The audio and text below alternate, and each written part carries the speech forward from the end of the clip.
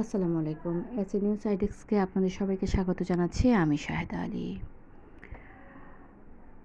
সরকার প্রধান হিসেবে প্রথম চট্টগ্রাম সফরে আসলেন ডক্টর মোহাম্মদ ইউনূস। সকাল ৯টায় উনি বন্দরে পৌঁছান এবং উনি আজ কালুঘাট ব্রিজ উদ্বোধন করবেন। সেই সাথে উনি চট্টগ্রাম বন্দরে গিয়ে সবার সাথে আলোচনা করেন, একটা নতুন দিগন্তের পথ খুলে দেন। চট্টগ্রামে এই প্রথমবার সরকার প্রধান হিসাবে আসলেন এবং উনি আজকে চট্টগ্রাম বিশ্ববিদ্যালয়ে পঞ্চম সমাবর্তন অনুষ্ঠানেও উদ্বোধন করেন এবং সেখানে উনি সংক্ষিপ্ত একটা ভাষণ দেন সবার উদ্দেশ্যে।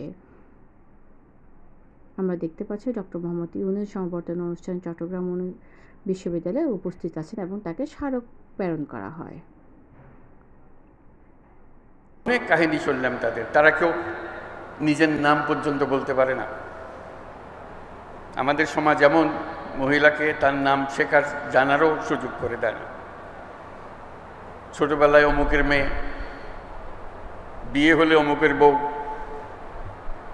মা হলে অমুকের মা, সে যে কে সে নিজেও জানে না। আমরা প্রথম চেষ্টা করলাম আমাদের ছাত্রীদের দিয়ে একটা নাম স্থির করার জন্য। বহু কষ্টে একটা নাম তার বাইর করা যায়, তার নাম বোধহয় দিয়েছিল কোনো এক সময়, অথবা কোনো মনে না পড়লে একটা নতুন নাম দেয়া, যাতে করে সেটা সে লিখতে পারে, মনে রাখতে পারে। এই লেখা শেখানো, এই লেখা শিখাতে গিয়ে তার জীবনে অনেক কাহিনী আসলো। প্রতি কাহিনী একটা চেটে একটা চমৎকার। এই থেকে আমি একটা সিদ্ধান্তে আসলাম।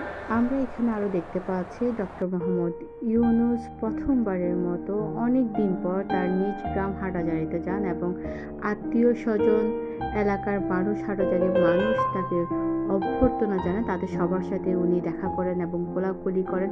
একটা আনন্দঘন মুহূর্ত সৃষ্টি হয় সময়টাতে। উনি হাস্যোজ্জ্বলভাবে সবার সাথে কথা বলেন। সবাই তাকে পেয়ে অনেক বেশি আনন্দিত।